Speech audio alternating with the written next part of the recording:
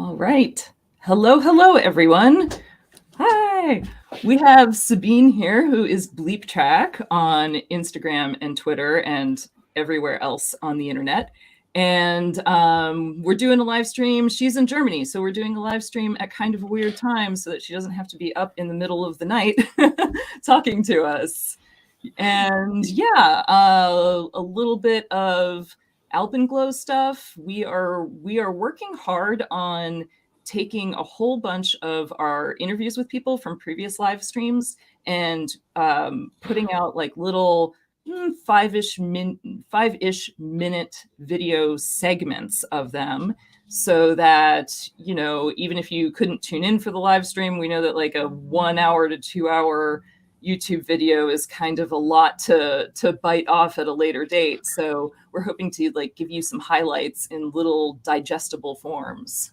So that's exciting. So they're not quite up yet, but stay tuned for that. And yeah, let's talk PicoPlanets and generative art, because, well, we love circuit board art here. I mean, circuit board art is like one of the coolest types of art, in my humble opinion. And yeah, and like I think that it's so interesting to combine you know, machine learning and algorithms into art on a circuit board, but then it's also functional art on the PicoPlanet, which is even cooler. So yeah, tell us about it. I would love to hear about how the project started and like what you were thinking, and all about the process for generating all of the different individual layouts. Right. So, oh man, this was quite a journey. And also thanks for having me, of course. Like the PicoPlanets, I started to do them like in the midst of Corona, or more in the beginning of Corona, basically. So I really enjoy to do different tech projects, and I always wanted to learn how to make PCBs, right? And I never did this before. And so in my mind, I had the idea of creating a little keyboard, something with, let's say, 3 or 5 buttons or something that I can connect to my PC and this was like control. This was my first project. Yeah. Oh my gosh, that is amazing. That is, I am incredibly impressed. But I had a lot of help. I have to say that I had a lot of help from amazing friends. Very big shout out to Arturo and Timons, because they guided me to all the different steps and learning KiCad and stuff. And yeah, so I do a lot of generative art projects, which means like I really like to write code that creates images from some sort. And yeah, I often do projects with different materials. Like I have a CNC machine where I cut out shapes from wood, or where I use pen plotters to draw images and stuff. And so I thought, like, yeah, when I do PCBs, I should do something generative. And I learned that KiCad can import SVGs at that time. It was quite a new feature, but it didn't work out too well for me, to be honest. But I found a very nice plugin for Inkscape that could transfer SVG graphics to footprints. And I thought, that's a great route to go. That's the SVG to Shenzhen? Shenzhen, yeah, right. And that works like really well. And then I maybe can, let me quickly show, I can have an image of that here somewhere. Yeah, right. I can maybe do a screen share. Yeah. Right. This one. So this is what it looks like. What the generator basically looks like. So I can click generate, and then I get these images, and you can see the 3 planets. And I thought, when I want to incorporate some sort of art onto my PCBs, it would be nice to have some sort of capacitive touch, because that's just easy to implement and can change, and it's not too big of a deal. So I create these 3 planets, and they become touch buttons. And then I also wanted to play a bit with the material, so you can see the swirls in the background. These are parts where I leave the copper on the PCB, but still have the solder mask on. So do you have that sort of relief, different solder mask color tones? It's more like a texture. Yeah, it's more like a texture, right? And and then the white parts are just the silk screen print, and like the yellowish stars here, these are parts where you don't have copper and don't have the solar mask. So it's like you could shine through some light so it sparkles a bit. That was the idea. And I don't have. I need to check if I have the nice image somewhere, because I made a very nice shot against the sun, and then it looks really sparkly. Nice. That's you. So I brought this generator, and well, the problem with PCB manufacturing is that PCBs become cheap when you manufacture a lot of them. Yes. This goes a bit contrary to having generative art where every piece is unique. So I went like the middle route and ordered always 10 pieces per design. And this is when you have your, you had the little, like the package from your PicoPlanet lying on your counter. And you can see there's a number on it. So you have the design 15, and then you have dot 9. So you have the 9th board from the 15 design. Ah, cool. So they each have their own number, so you can check for the uniqueness. Cool. Well, I remember too, when I was ordering it, I was like going through the different ones, and I was like, oh, that one's cool. Oh, that one's cool. Like, oh, I like the rocket on this one. Oh, but I like the planets on this one better. And it was fun to be able to pick, you know? Yeah, absolutely. But like, not a problem per se, but an interesting fact that I encountered is when you, let's see if I can maybe show a big image that's a bit nicer than holding them into the camera. And the problem is, you can see the planets, they all look very different. And especially like the suns, they have these rings around them, these shiny rings. Yeah. And the problem is, when they look different, the threshold value for capacitive touch changes. And I haven't thought about that prior. And then I went like, oh, this is maybe not perfect. So in my code example in the GitHub repository, I made a remark that be careful, you might need to adjust this for your specific board, because all the planets look different. Well, yeah, that's okay. That's just part of it. That's part of the uniqueness. That's the uniqueness, yeah. But yeah, like I really enjoy them, and I also made different batches with black designs and like how to say, like bronze colored planets. They also look really nice. But I have to say, I really enjoy the bluish ones, because they look really cool and shine through when you put some light behind them. I like it. I like it too, because it's a dark blue too. And yeah, that's also fun, because they change a lot between not only batches I order, but like just because they end up on different how to say, the big boards where they panels, right? Thanks. Because they end up on different panels, the blue just changes between row. I'm not sure if we can see this on the two ones I have here, but they are quite different. The one is more greenish, and the other one is a bit more bluish. Yeah, I can see that a little bit. Yeah. Huh. Yeah, it's also that's interesting. Yeah, there are definitely batch differences, and of course differences between board manufacturers. So if you were getting them manufactured at different places, But yeah, I've found that too. That when you order blue, you tend to get a range.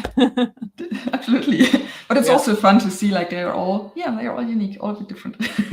That's cool. So not only are the which planets are in which place, not only are those procedurally generated, but the actual characteristics of the planets are as well. Like how many rings, what kind of swirls, and things like that. Yeah. Cool. So what language did you code that in, or what did you use to code that? I prefer to code my generative stuff with JavaScript and Paper.js. That's a really nice library that supports you for creating vector graphics. Like it's a bit like Inkscape in Scriptable, basically. And that's really awesome. It has great functions to do all stuff that you really need for generative art. And if I would compare it, I think in the generative art community, processing is a very common tool to use. And it's like it handles sort of similar like processing. It also has a nice web editor, and overall works great. And then I got the SVGs to SVG tuitions, and then into KiCad.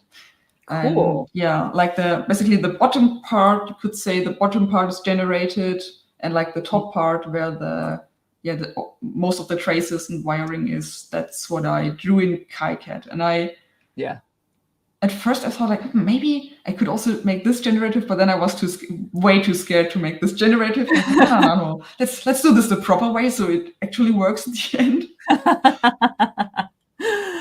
I think also like for first PCB layout, I mean, this is not a gimme. You know, there are really small components on here. There are 402s. You're doing something that's half generative. Like, I think that was a good call to keep like the generative stuff separate. So. You just like really needed to work. And like, you know, PicoPlanet version 2 or whatever could be fully generative, right? Yeah. Generative. Absolutely. No, that's super cool. But then you of course had to like manually route the traces to the, let's see if I can get these in the light here. Yeah, to the planets. Yeah, I tried to, like, the planets, the outer border of the planet stays the same for every planet, and I connect them to this part, so I know that a planet will have connection. But yeah, I have the generator has the problem that, for example, some of the shine-through stars might end up on one of those traces, and that's something I don't want, but the generator does not figure that out by itself. So this is what I do a visual inspection on. And I had, this is not sure if I should actually tell this, but on the last... little secret. Yes, little secret. Behind the scenes stuff, on the right? last, like, all the problems are the interesting parts. Like on the last... oh, hey, Jason, how's it going? Batch. Yeah, hey, Jason is there. Awesome. On the last batch of PicoPlanets that I put on Tindy, there's one design that has some sort of, let's say, glitch. And if you look very closely there, you can see that one of the background swells is glitchy and has a bit of a weird jagged edge. But you really need to know it more or less. And I just figured it out like when I sorted them out. And I went back to the Tindy page and I was like, oh, that one looks different. Oh, that's something that I just totally missed on visual inspection, but well, it's probably one of those things for. Like you pick up, but nobody else will, right? Like, yeah, I guess so. Cool. Well, I was thinking, so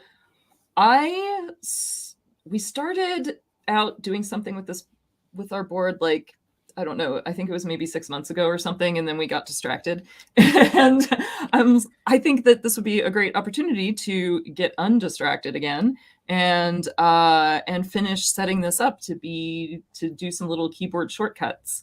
And there is a keyboard shortcut now for StreamYard that will change the views, so we can actually you can actually hopefully see the effect of it once we get it up and running.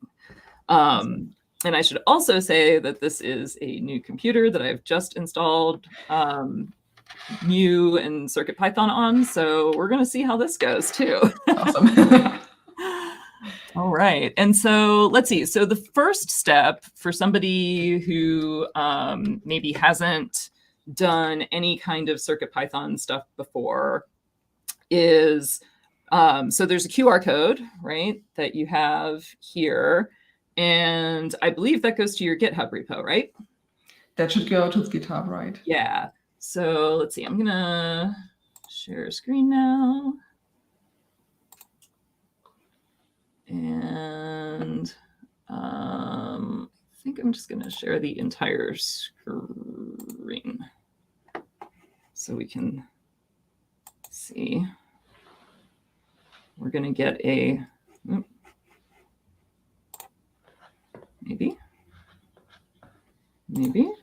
Hello. There we go. Okay. So we'll probably get a little bit of an infinite view here for a second. If I can get it to change tabs, that would be nice. Come on. There we go. Okay. So I also love your artwork here. Yeah, I just realized that on dark mode, it's maybe not so. Oh yeah, hang on. Let me undo that. Yeah, next time I will do a medium gray to fit dark and light mode. Let me see here for a second.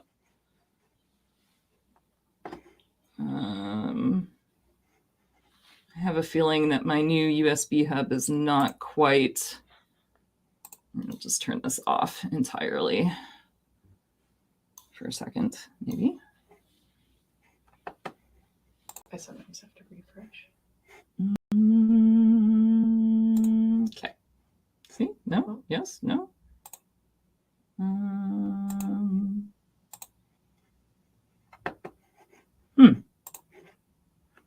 I don't know why it's kind of being glitchy right now, but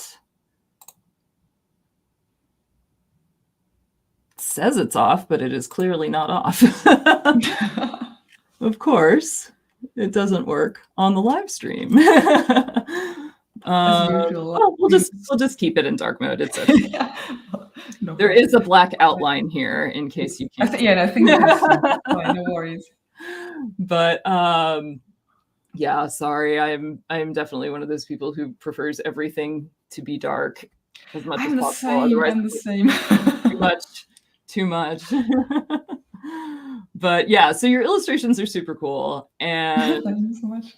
They're just like, they're way fun. And then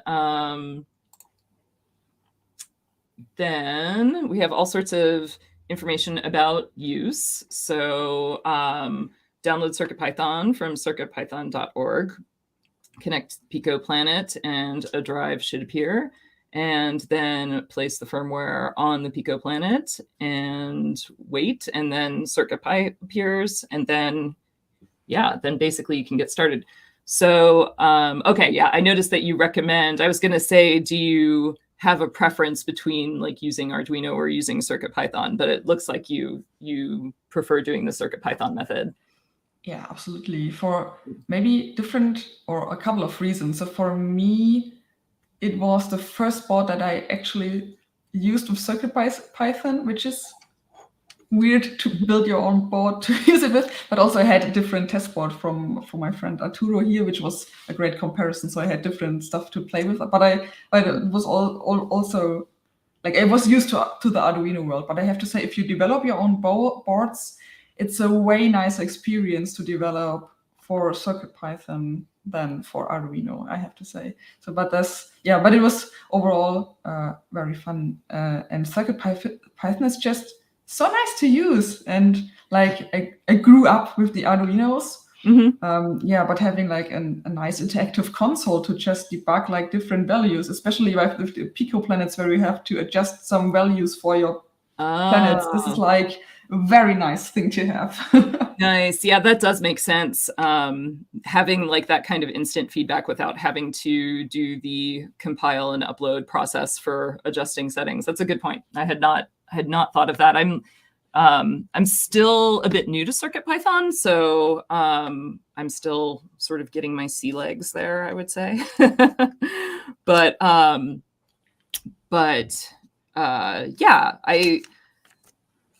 because I'm so used to Arduino, some things I'm finding hard, but it's basically just a matter of like experience and needing more with it.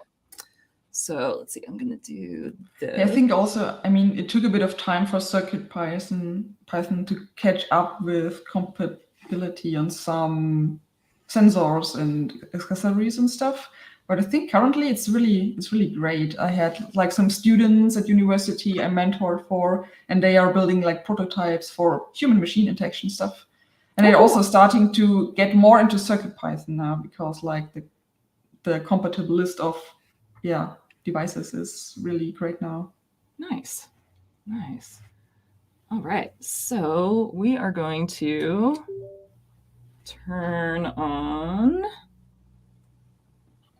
Ooh, and it has like a little green blinky light. That's nice. And let's see. We're going to go ahead and go to the computer. Gosh, this mouse is driving me crazy right now. And interesting. Does not seem to be showing up as a drive. which is surprising. That is actually surprising, yeah.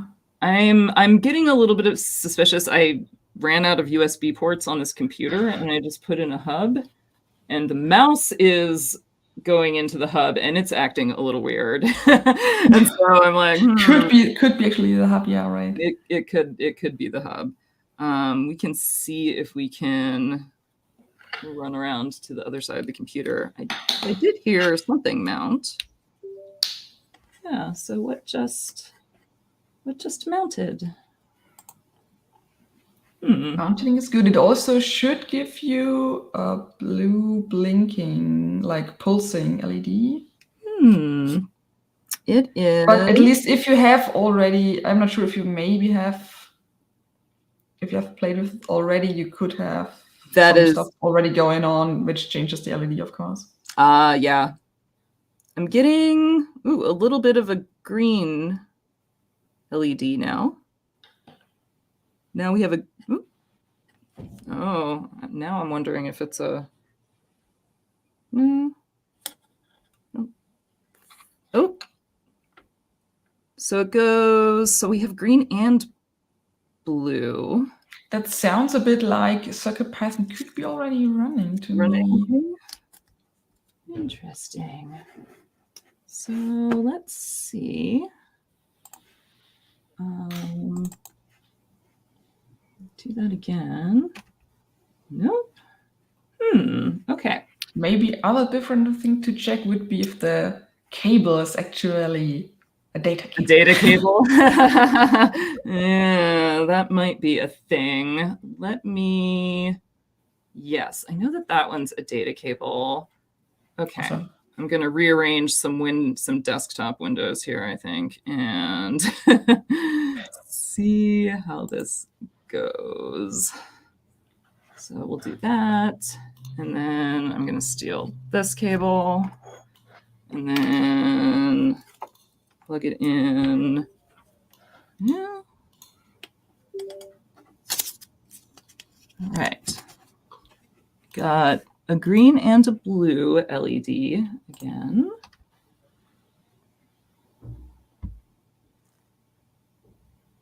Which are now solid, which is good. And now it's not plugged into the port. So we've removed the port or the hub from the equation. Maybe maybe this is what we got stuck on.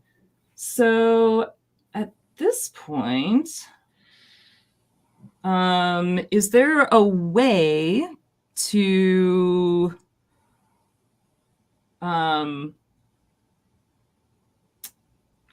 put it back? I guess that's maybe, yeah, exactly. We could get it back into boot mode, and you might need to get a little cable or something where you can connect two of the pins on, or like the pads on the backside. Yeah, we could do that. Let's see what I have. Oh, I think I might have one right around here. I also have a soldering iron at my disposal, so if it's like two pads, we can definitely bridge them.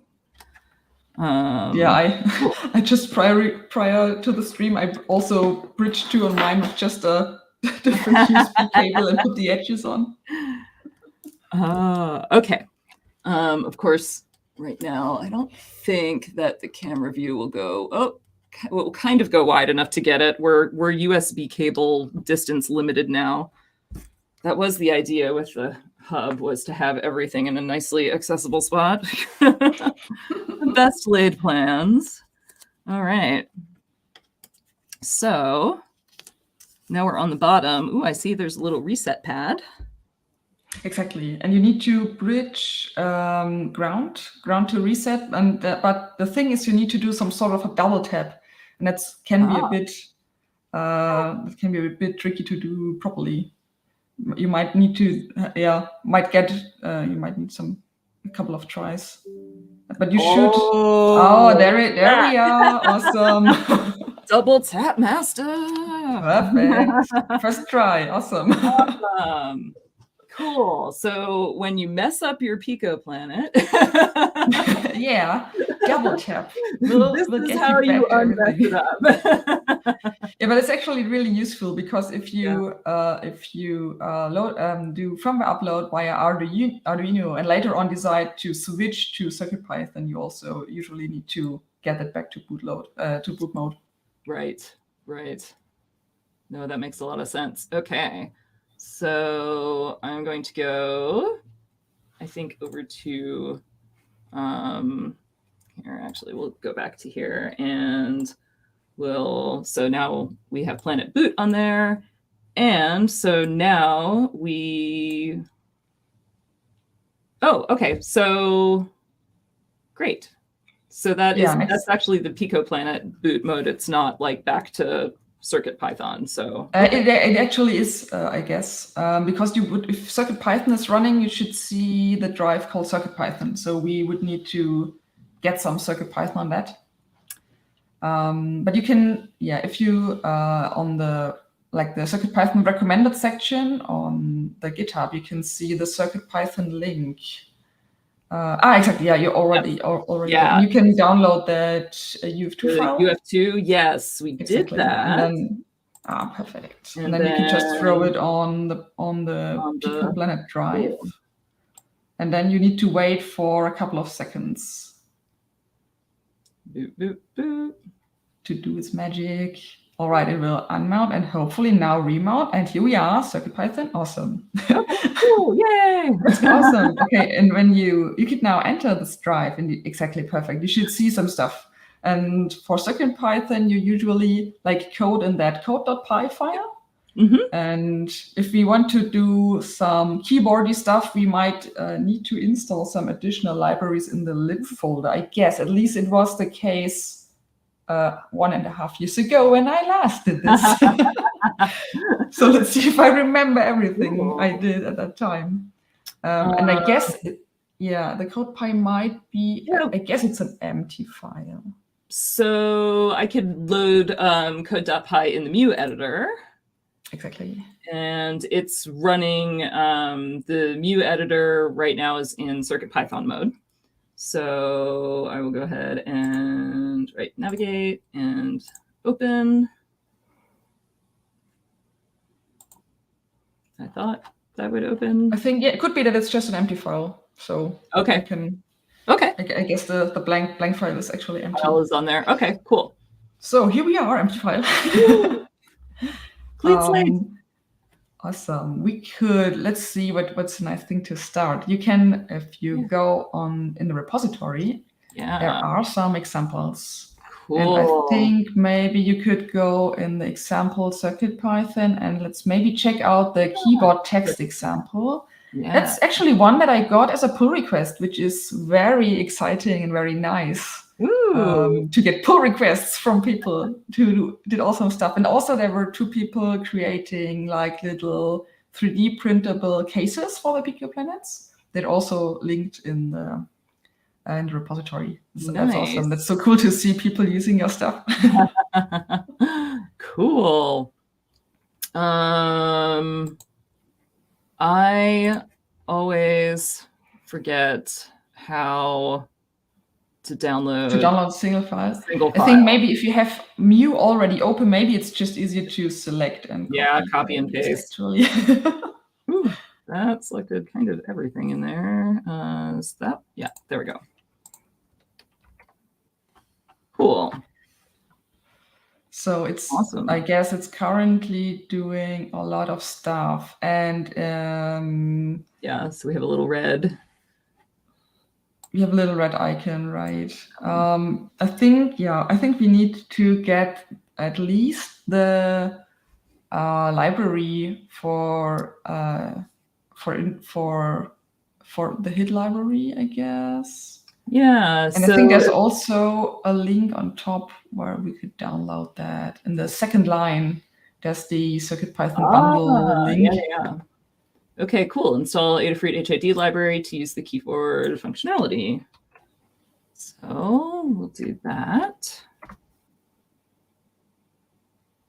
It's super helpful to have you here going through the steps because I'm not I always have to like look everything up right now when I'm doing stuff with CircuitPython, because I just don't have it ingrained in my mind right now. I'm like, I know all the Arduino steps, but not the CircuitPython. Right. It's really good practice, and it's nice to have you here to walk us through it. Yeah, Cool. let's see how far we come, because like prior to the stream, I also was playing with it and got stuck on a step, but I'm pretty sure we can figure that out together here. Totally. Okay. Totally. All right. So we have a few different bundles here. I think somewhere it says if you are running. Let's see. CircuitPython bundle releases. I think I would just get with the oh no, it's a JSON. Then maybe I guess with the 7x zip. Oh, so maybe the. I'm confused. Is this? Oh, okay. The libraries in each release. So this isn't CircuitPython. This is like a library bundle for CircuitPython. Yeah, exactly. Mm-hmm, right, exactly. Okay. So, I would go with, like, at least the text says if you're running version 7.00, you should download the 7x bundle. And I think we are running 7.1. Yes. I think that's the current version. Yeah, I think that sounds. Yes. Sounds correct to me. Cool. Okay. So we'll download that.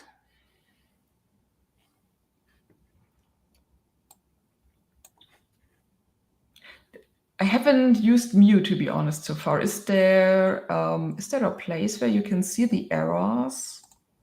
There is. But I think maybe with the serial connection, right? Yes, there's what they call the REPL, and it's settings. There we go. I feel maybe.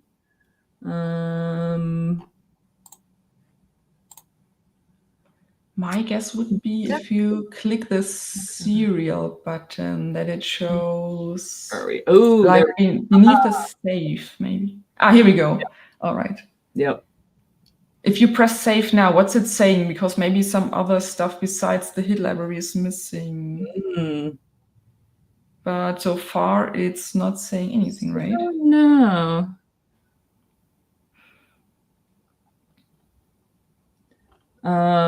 But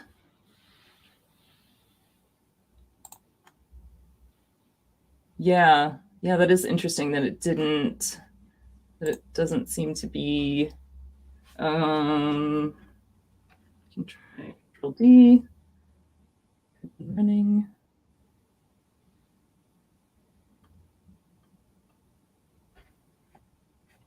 I'm wondering. Okay, mode is CircuitPython. That's good. Have you pressed save so far? Because I guess maybe the file isn't saved on the device, maybe. There we go. Awesome. All right. Okay, cool. Here we have an error. That's nice because now we see that we have an error. This is great. All right, cool. So yes, now it's looking for the libraries and telling us the first one that it hit is the Pulse.io. Okay, cool. That makes sense. So now we can go into downloads and let's see. This is also Windows 11. There's a lot of new right now. Oh, right. Yes, the new Windows version, of course. I haven't tried this one yet, I guess. Oh, no, not at all. I have even installed, and not installed, like, first time used Windows 11 some days ago because I had a nice, that was a nice event. I was with some students in Germany, Heilbronn, and we had a nice exhibition about tech and AI. And these were students from computer science classes and from design classes. And they were mixed together in groups and they had got the task to make interactive installations. And they built some really nice stuff. That was really fun. Cool. Yeah, and for these, I had to set up some Windows devices. Yeah. Interesting. So we have a comment that says that Pulse.io is a built-in module and it's not in the bundle. We would need to compile. Yeah, this is also This confuses me a bit. So why is it missing? Did it change the name maybe from CircuitPython? Because I think the last CircuitPython version I used was 6 actually. So maybe from 6 to 7.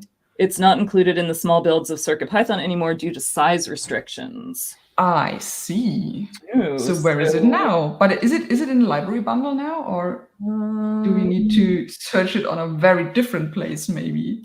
It is not in the library bundle. So then do we get it off of somewhere else in Adafruit's GitHub repo? That's what I was hoping. Let me quickly check. That's where I got stuck prior, because that was new, but I see that they removed it. Makes sense. Yeah. Why is it here still listed as core module? That's a bit weird.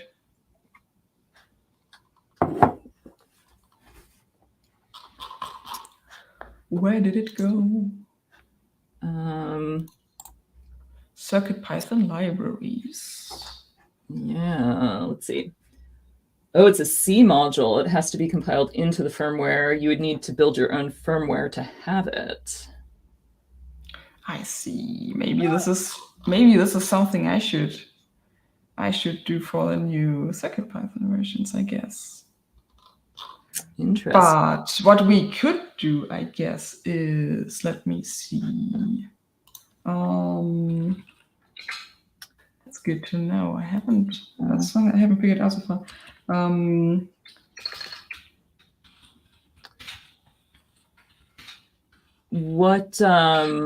We could go with an older CircuitPython version, for example. Right. Yep. Could try that.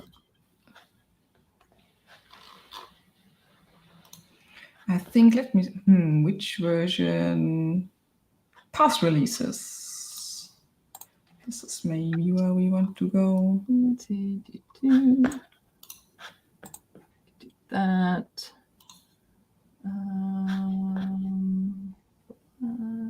Yeah.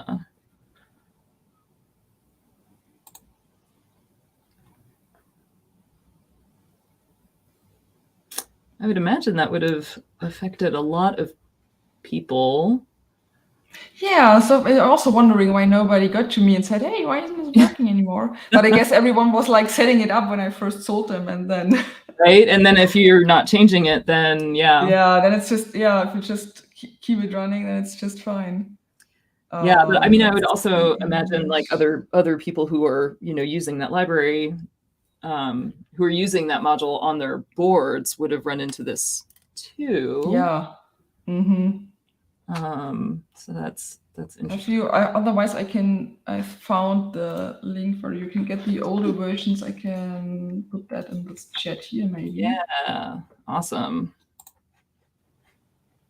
That would be good. Yeah. Cool. Okay. Then maybe we can go with I'm not really sure what I tried last time, but I think it must have been one of the 6.0 or 6.1 releases, I guess. Okay. Let's see if that works out. Let's 6.0.1. Yeah, sure. Why not? Let's just take a guess. Cool. I think we now need to do the fun double tap again. I'm sorry. Okay, so let's see if I can get it on the first try again. Whoop. Jason in the chat says he's glad that it's not only him having problems with newer versions that break stuff, and never touch a running system,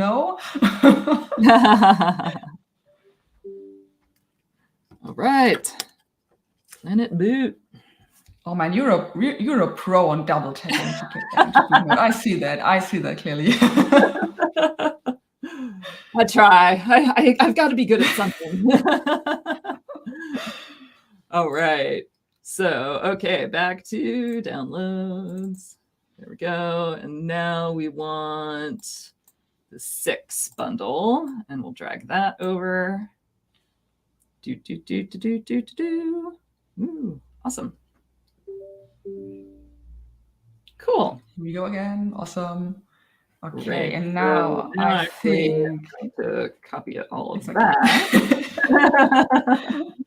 And then we'll just, oh, I guess this might save it to the same drive. It could be, but I'm not sure. Yeah, if it we'll just do does, that. but yeah. Oh, Okay, it actually does. well, Yeah, that's nice. Okay. Let's try save. Let's see if that. And oop. Save file, let's see, where was the serial? Maybe. Okay. Aha. Now All right, and now we are to the error that I was Yes. expecting, which is Yes. the missing HID error. And this is, I think, I know how to fix. So the problem is now we downloaded the library bundle for the 7 version. So I think we also need to get the old one. We can do that. All right. So let's see. Let's go. Where was I? That one. Okay. So that is the new. In that case, I guess we go with the. Okay. I think we could even go like for the new releases, but there's one which doesn't have the 7.x in the file name. Oh. I think it's the 4th entry.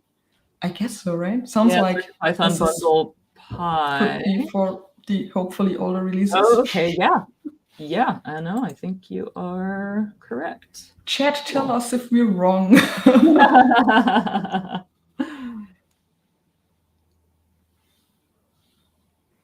Right.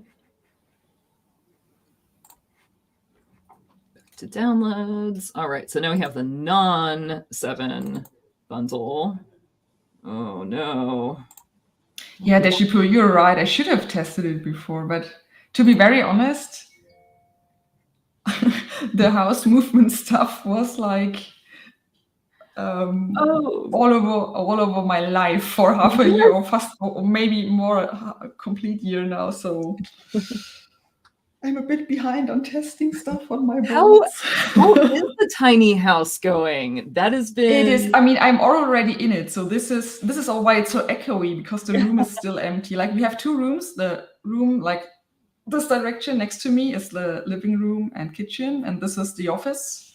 And my boyfriend is actually lying on the mezzanine on here and chilling and waiting for me to finish so he can sleep.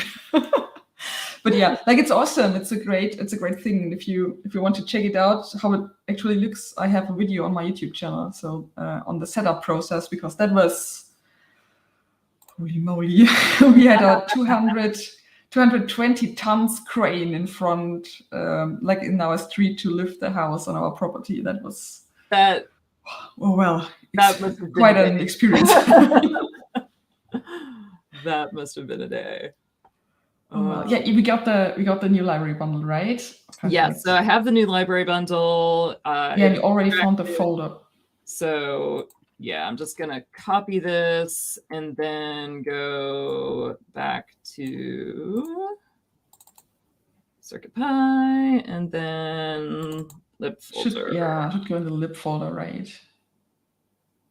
Okay, let's see. All right. And let's see. Oh, memory allocation failed. Code.py line 17. Import keyboard. Failed. Huh.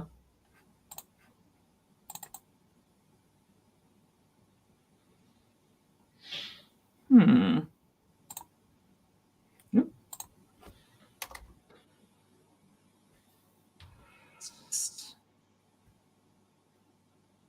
Good question. What's going on there? Yeah, so we're getting an error that says code.py line 17 in module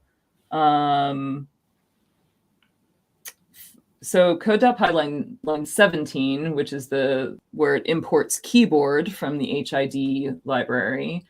In keyboard.py line 15, memory allocation failed, allocating 382 bytes. Deshipoo is giving us a hint, but I'm not really sure if this is the problem. But Deshipoo is the pro, so let's maybe listen to him. And he says we should use the MCP file instead. But I got it running with the folder so far, which is a bit weird. Why it's failing now? But let's see. Oh yeah, then there's not a actual release schedule for the different for CircuitPython. Yeah. Usually try one beta release on the boards and there's still time to fix it before the stable release, but yeah. Yep.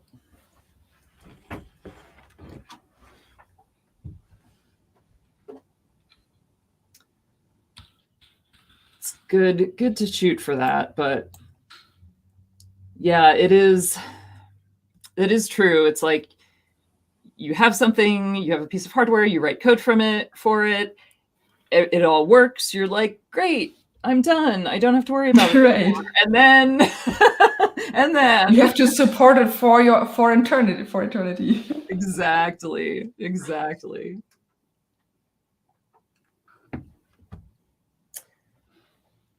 Yeah. If you're already there to help us, should we just throw the MCP file in the same folder? Haven't used that so far.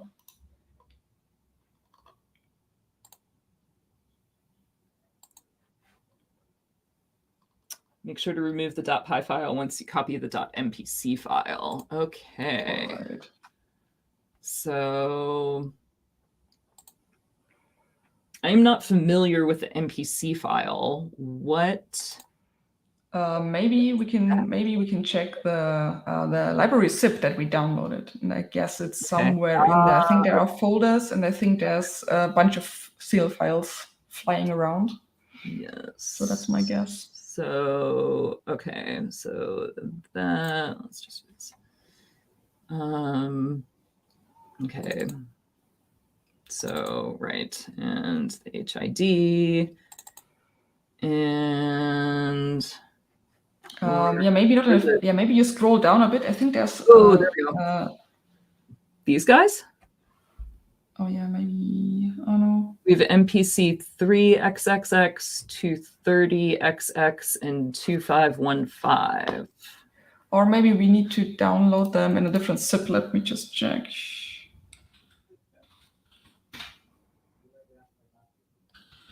Oh, there's a second version of the bundle that has MPC files instead of Pi.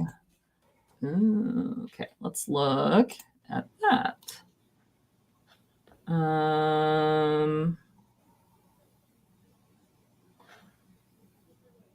There are examples. Yeah, there's the 7 version, the not 7 version, examples. Oh yeah, I think JSON for the bundle. Oh yeah, I have the link. 1 second. And I think that was maybe my fault. I think I led us to the sort of wrong zip file. This looks like better to me. Okay. Yeah. Cool. More zips. We are collecting zip files today. That's okay. That is okay. So wait, hang on. I just lost the tab. Oh. Oh, it downloaded. Oh, got it. It was just a straight download link. I got it. I get it now. Cool. Oh yeah, Deshipoo, thanks. Yeah, I think we got the right one now. Yeah. Okay. So, oh geez, this is gonna freaking drive me crazy. I gotta get that off of there. Okay. All right. New zip file. New try. Get there. Okay. And extract all of those. Oh yeah, that takes a moment. That takes a time breaking dance. do. We need bongo. So recently, to play I have a fun present staying around here because some time ago, I wrote a little generator that generates images for angry fingers, angry middle fingers. And a friend of mine. I love it. Oh my God. I think I saw that on Twitter and I was just like, yes, this is a generator that we need. Absolutely. And a friend of mine works in an awesome makespace and they got a laser sinter printer. And he was like, oh, I will print something in nylon for you. And I was, oh yes, give me some samples. And that was the sample he brought to me. Like, oh my God. It's one of my angry fingers on a spring. I love how it's on the spring, how it's just like wiggly. No, I can do like, if I have like, I'm angry at debugging stuff and I could just go, nah. Well, we're a big fan of things that, you know, tell you to F off here.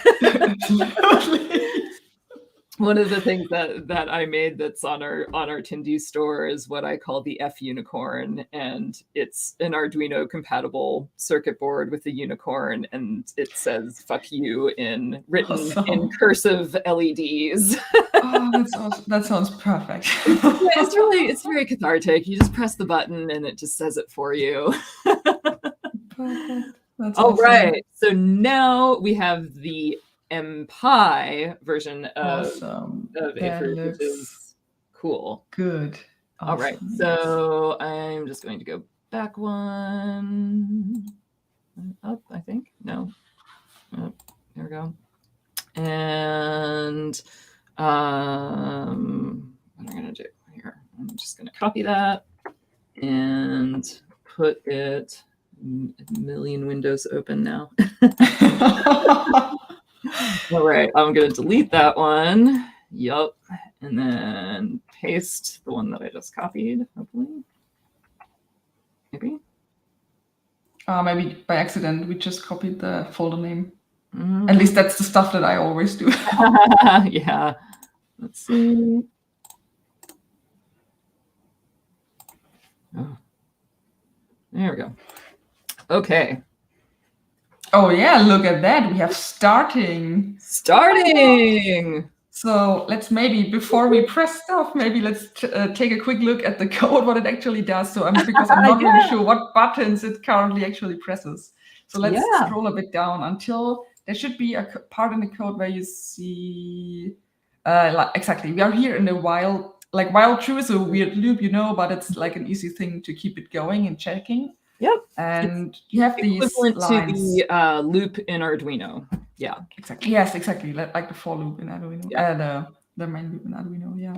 And you have these raw value comparisons. And that's the part where you, for your board, might need to figure out better values. I think the 2500 is a nice value and should work sort of on all boards, but yeah, depends a bit on your board and maybe also on your capacitive on your finger. Properties of your finger, yeah.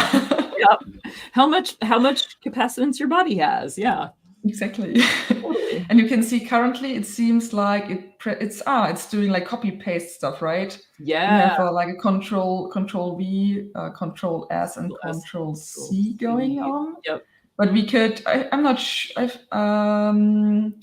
What did you need to change the layout? Was it just L or S? Shift 3 and Shift 4 are the things that we want to do. And so we have 1, 2, and 3. Is the number 1 button the one that's closest to the processor? Yeah, exactly. Should be. Cool. So 1, 2, 3. So yeah, let's do 2 and 3.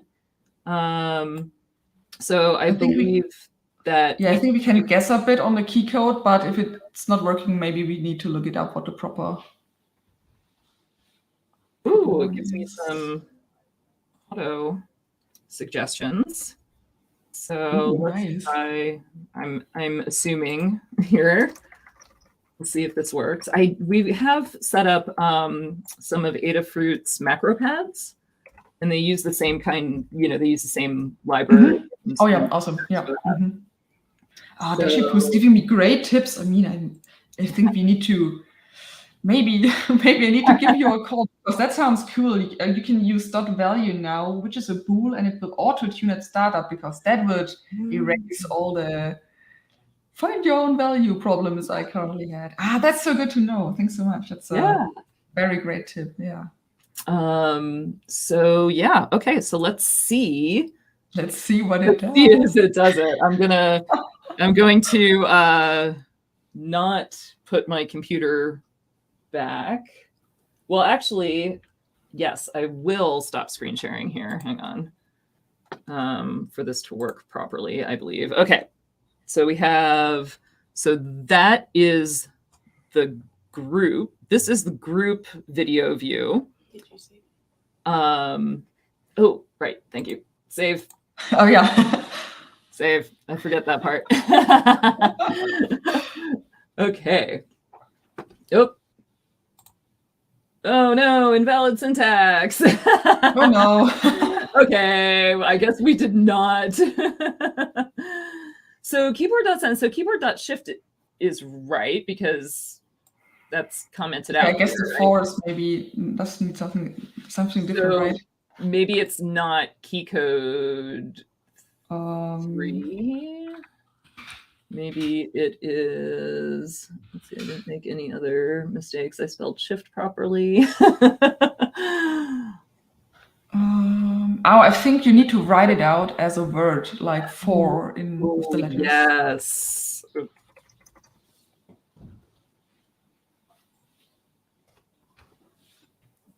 That.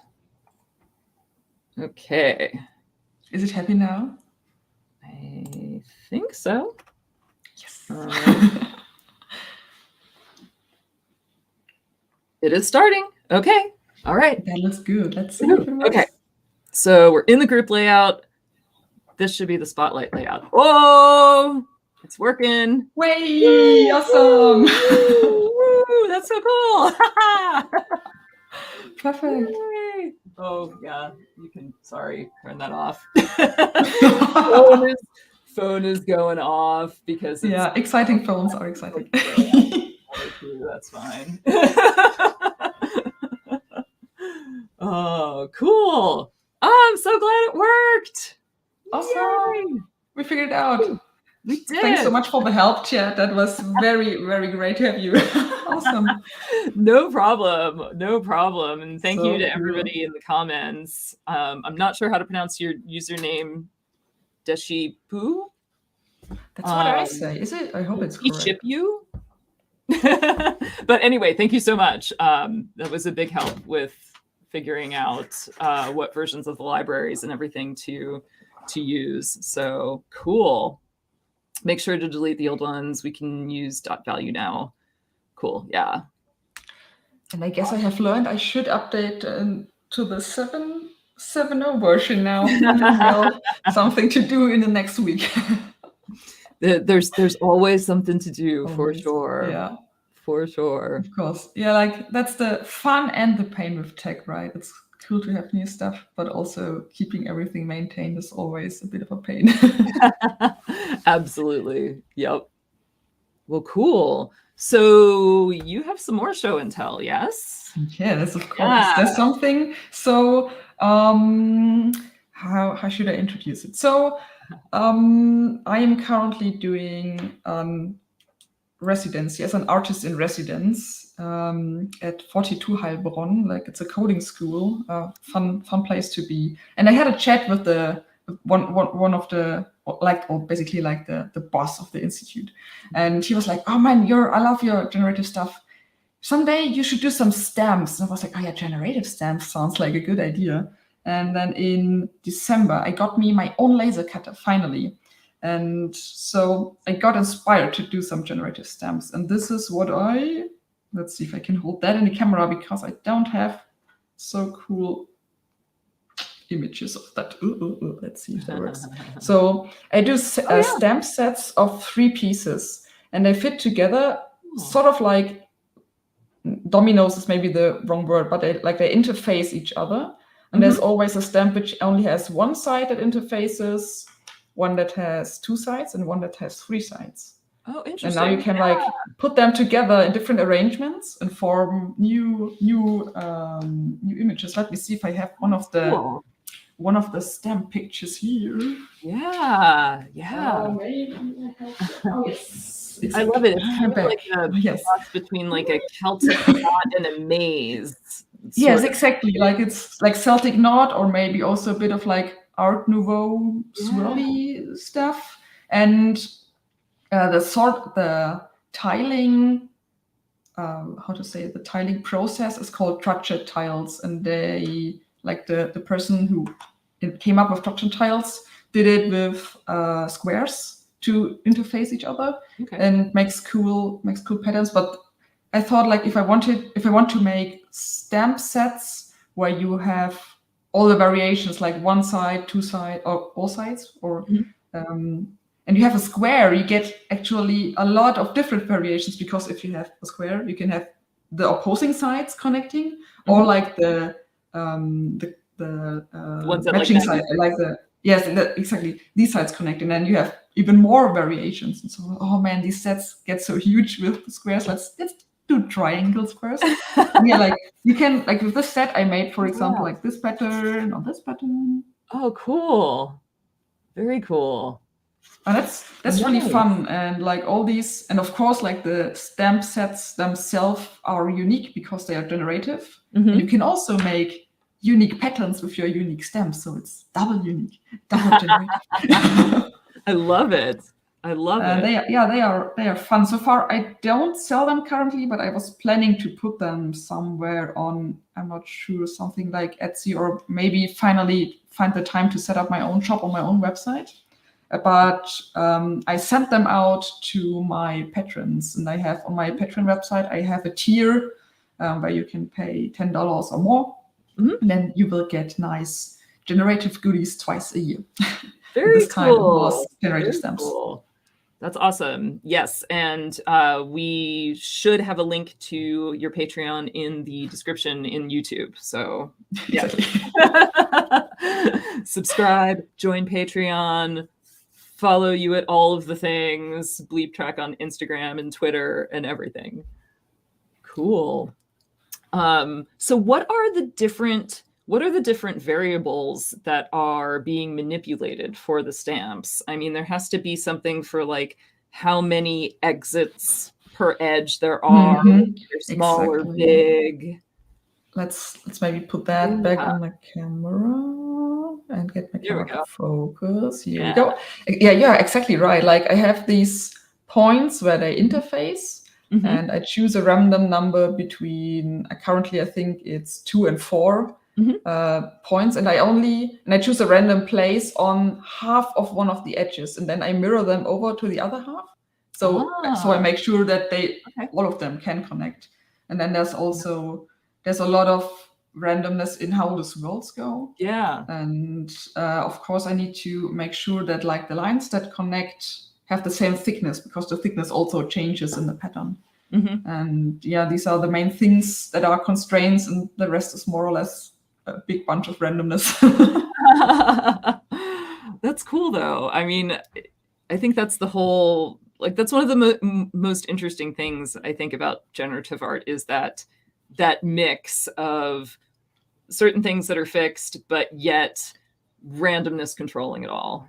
Absolutely, yeah. And I think, like, I like to imagine this to like on a scale, like there are two extremes. You can like underdefine it, where everything is random and then everything is boring and it's like a weird mess. And you can also overdefine it in an extreme case that you only have one solution, which also like defeats the purpose of generative art, because you want to have a nice variety and find that sweet spot in the middle. I think that's the really fun and interesting thing when coding.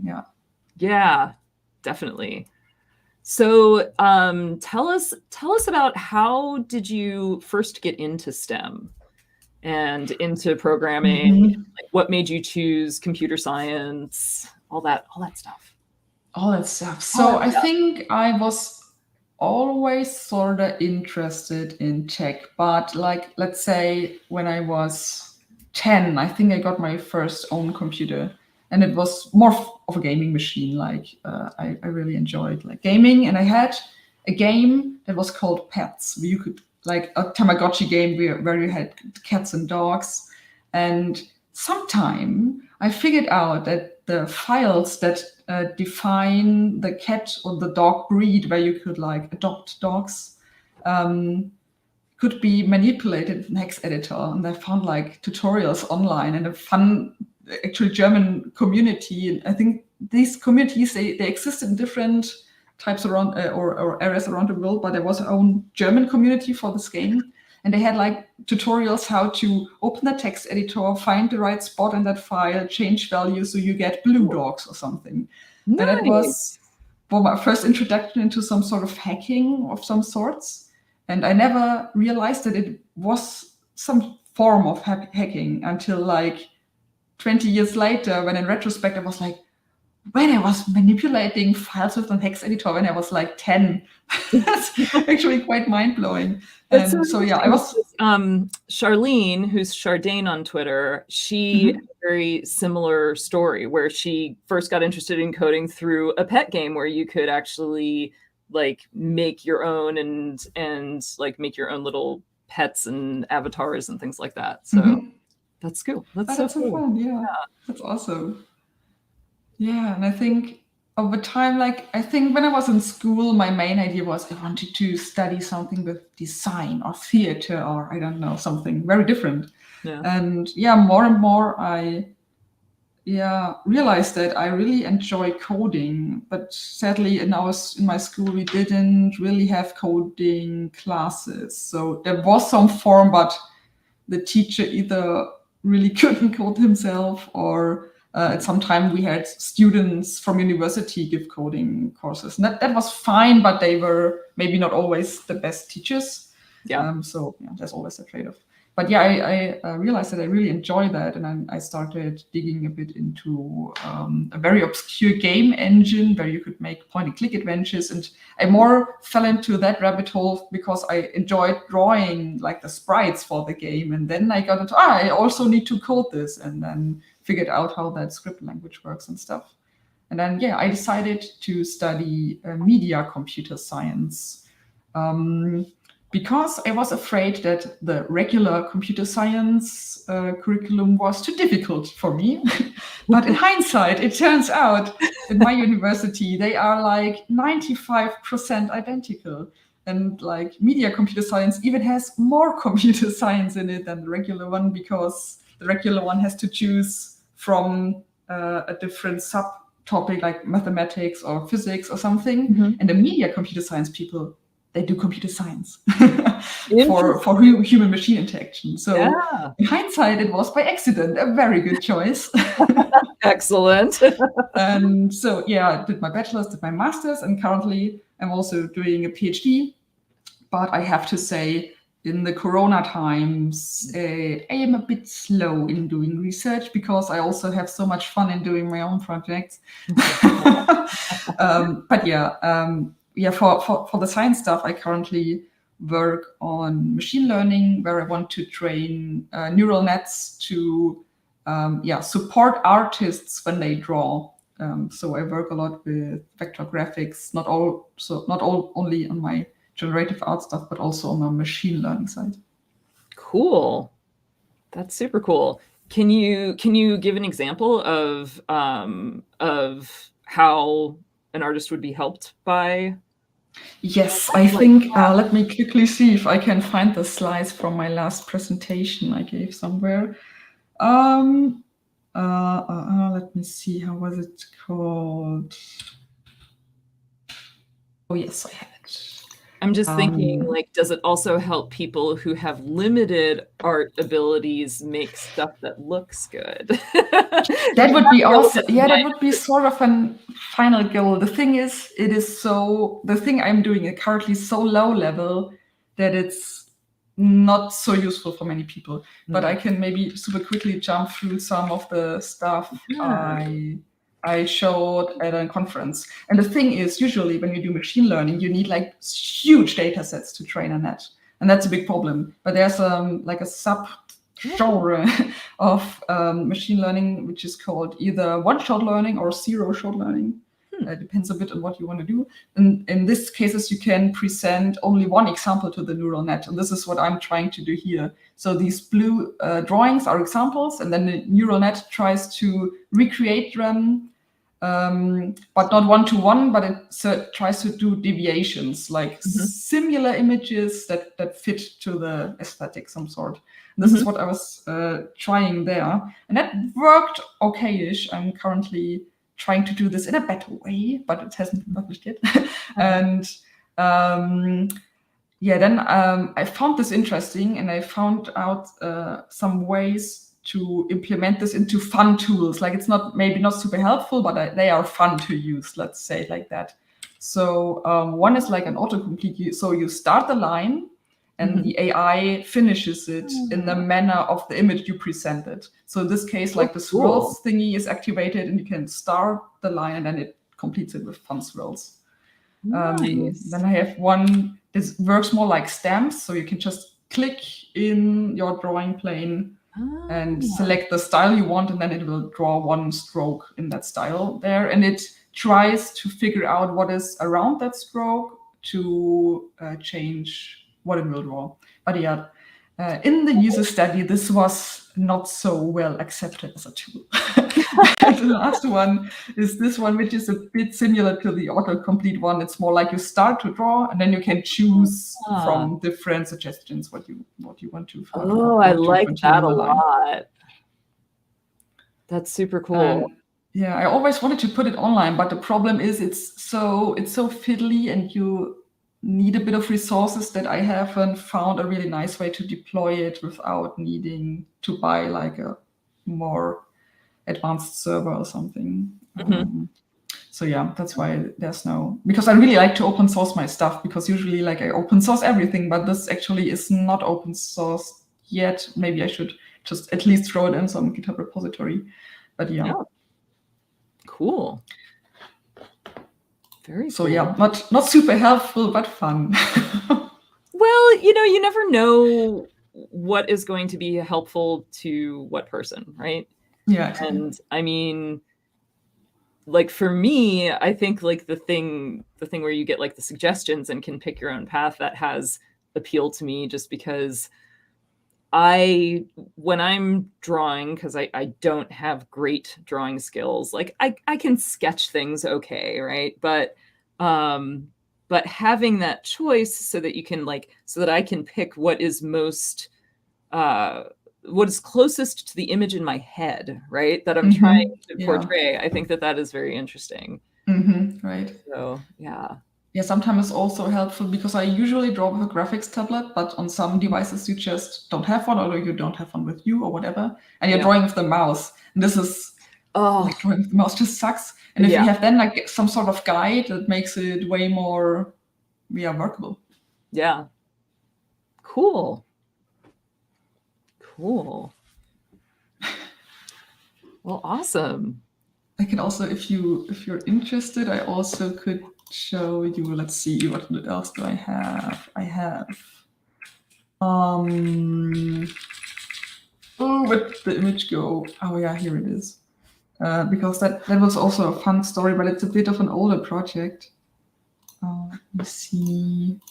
I wanted to create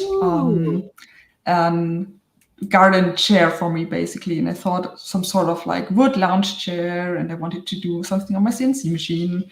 And I stumbled upon a paper where they described a really simple, nice algorithm that simulates the vein growth in leaves. And I really like to be inspired from nature. Nature has so many cool patterns. And from that's awesome. And that gives like that intricate and sort of entangled structure that would fit well to the chair idea that I had in mind.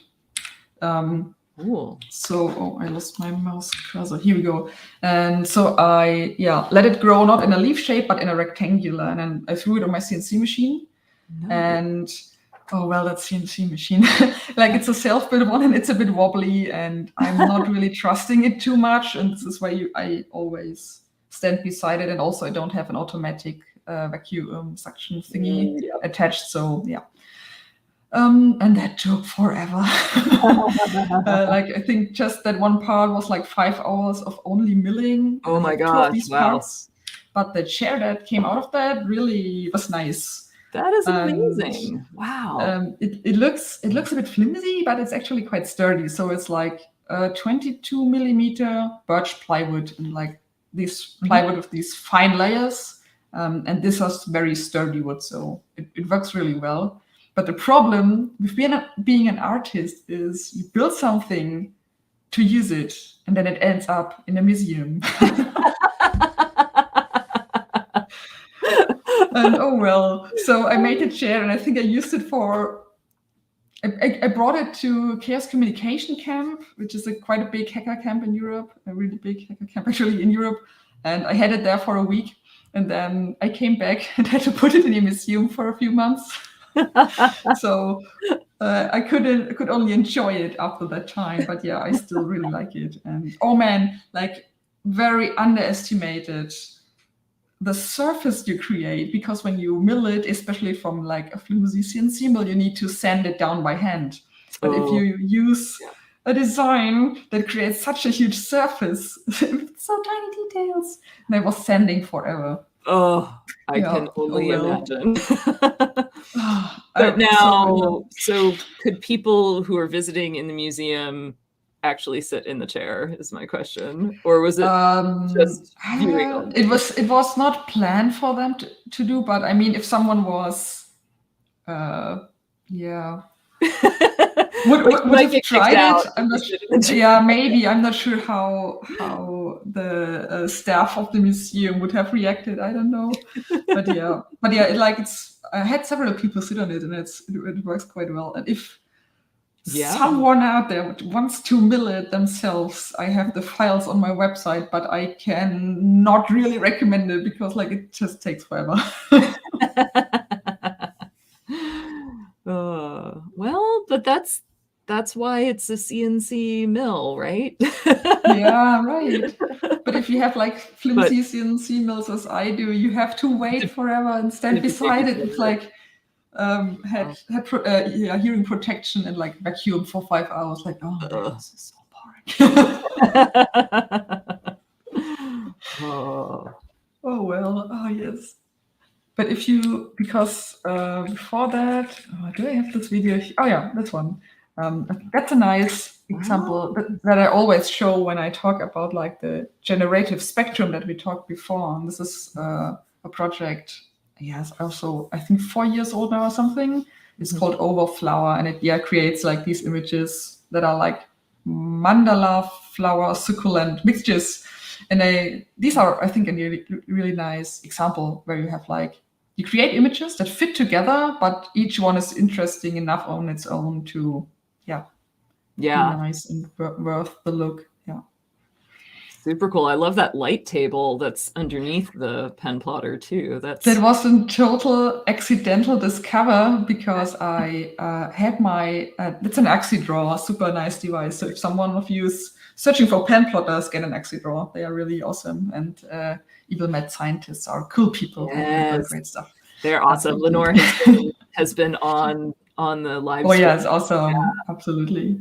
Yeah. And I brought the pen plotter to Chaos Communication Congress, which is also quite a big hacker event in Europe, in Germany every year, when there's no Corona at least. Yeah. And yeah, like it was fun. I was spotting stuff, but it's a big hall. It's quite dark in there. Like hacky people like dark areas. And then you have that drawing machine, which is nice, but no one really looks at it because it's so dark. And I thought like, oh well, next year I need to get some spotlight or something. And then I stumbled upon these drawing, tables that are usually used for animation drawings, for example, where you want to onion skin see through your paper when you do animations. And they are super cheap, like $20 or something. Nice. And that's what I bought, and that worked so well. It's like flies to a lamp. Like people are like, oh, it's drawing their slide. Something is happening. What is going on? And people are instantly swarming around the machine. So yeah, I can, if you have a pen plotter, I need to exhibit it somewhere, get a light table. Perfect. Nice. Yeah. No, that's super cool. It'll definitely draw my attention. That's for sure. Awesome. Cool. Yeah. Well, awesome. Well, do you have, if there's anything else you would like to show us, I'm still all ears. I could look at this stuff all day. I mean, like I have like basically 1,000 projects, but one, let's see if I still also have this, because yeah, that is maybe a nice example for generative art. I already talked about Chaos Communication Congress, and each year they present a very cool design about a month before the event starts. And some years ago, they had a design that's sort of, oh yeah, I have the sharing still on if you want to share it. Ooh, and like it had these schematic drawings and had some fun sentences. And I thought like, oh man, that's so cool. This is a perfect example to make like as a template to make it generative. So I wrote this generator, and it's still online. I think it's on 33c3.bleeptrack.de, right? Yeah, like it's still there. And you can like play around, get your own text in there. So Sesh, for example, Sesh. And you can click generate and get your old cool images and play a bit with like the font size compared to the other stuff. And I love it. Not necessarily yeah, get your cool images.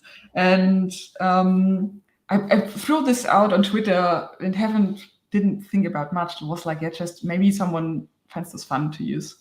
And the response was overwhelming. Like so many people use it because like it's the Congress design, and people usually want to have their own shirts or mugs or own merch from where they have their Hackspace name in it or something. And it was like the perfect tool for them to get the corporate or like the event design and make it their own. And this was so fun to see. And actually in Germany, a few weeks later, we had a very big demonstration for web internet rights. There was a big thing going on there. And then people even like they had demonstration signs with that design. And it was so awesome. And at first it was like, maybe it's just a Congress design. It wasn't even connected to my generator. But later on, I got to talk to the person who made the sign, and they said, no, it was for your generator to make it. And I was like, oh my God, people use this for demonstration signs. That's so awesome. Awesome. Yeah, like this is like a thing that I always want to tell people is if you do events or some sort of community building, think about maybe doing a generative design from the beginning on, because that's so cool and makes the design so much more accessible to people when they're want to play with it or want to make it their own. So interesting. Yeah, I highly recommend that. That is a really good point. Cool. Yeah, and I got really lucky because the next year they asked me to do the whole Congress design, and I have to say I'm not a design person per se, but I still had fun. And that's then C3, 36c3.bleeptrack.de. And that's what I came up with. So it's even more, maybe scaling's a bit off on this one. Let's see if it gets better or worse. Sort of better. And yeah, like you can put your own text in there. And then it gets into broken concrete blocks. And that's really fun. You can also there are two modes basically. There's a destruction mode, and you can now put your own cracks in there somewhere. Because why not? Cracks in concrete is always fun. But also there's the hope mode. They can grow my God, green plants out of it. Oh my God, that is so awesome. Oh, I love that. Cool. Oh yeah, man. That was fun to code. And yeah, like it was crazy to go like to put this out publicly, and then you can see, of course, people play with it, but then you go to that event and everyone has like a t-shirt or a banner or something with that, and you think like, oh my God, so many people are using it. That's crazy. That's cool. I mean, yeah, it's interesting. Like, for example, like in knitting, when you're selling yarn or you're a pattern designer and you're creating your own knitting patterns, like one of the things that's so interesting is to see what other people do with it, right? And you have this thing and it gets transformed, and it's always interesting to see because people will do all sorts of things that you would never have thought. And this is sort of a really, it embodies some of those same things to me, where you kind of put it out into the world and people do all of these different things with it that you never thought. But this is it's even more accessible because there's such a low barrier to entry, right? You could just immediately start clicking things and sliding sliders and playing with it and creating something. Yeah, right. That's, if you say anything, it was a very interesting realization for me, because when I was younger, like I always enjoyed crafting and knitting and sewing clothes and stuff. And I also had that interest in tech, and I always thought like these two worlds, they will never merge together in some way. And then there was like, oh wait, there's wearables, like there's 8 of Arduinos that you can sew into, and there's so many women doing both, and that's so cool. And that was like a huge realization for me in the last maybe seven years or something, to find so many cool people like you online who do so much cool stuff. This is so nice to have such a welcoming, open community. Yeah, definitely. It took me a long time to join Twitter at all, actually, because, most of my experience with Twitter was either just, the terrible comments on things, right, that you like read about, and or funny cat memes, right? Like one of the, which are like, really, I should have joined Twitter for the cat memes. But yeah, it was really nice to find this really big community that was way more diverse and like creative than I ever would have expected. And yeah, maker Twitter, especially like electronics maker Twitter, is super cool. Absolutely. Cool. Oh, Jason's giving you some love there. Awesome. Thanks so much. Which one in particular? I'm curious, Jason. Like caught your eye. I missed the exact time that you wrote it 3 minutes ago. Also not sure. Maybe it was the. It was probably the circuit destruction one. Yeah. I love that. Well, I look at that and I look at the schematic, generating, and I'm like, I wonder if anybody's actually tried to build any of those circuits. That's a good idea. Yeah, but what I found is like people made big posters from the generator and put them up on the event, and I could see people going around to these posters and were like, "That's wrong. You can't do this." Yeah.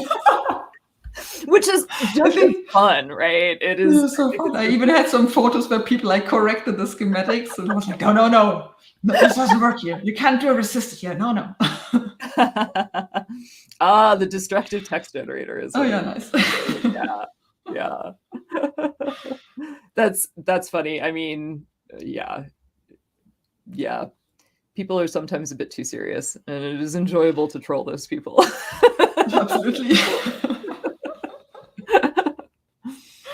Cool. Well, this has been awesome. It has been great to chat, and it has been awesome to get the PicoPlanet up and running. Woohoo!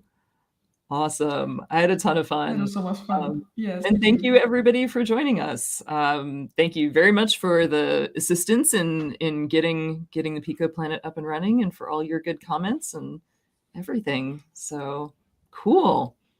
We are not going to have a solder sesh next week because I am going to be out of town, going to a yarn convention, actually. Awesome.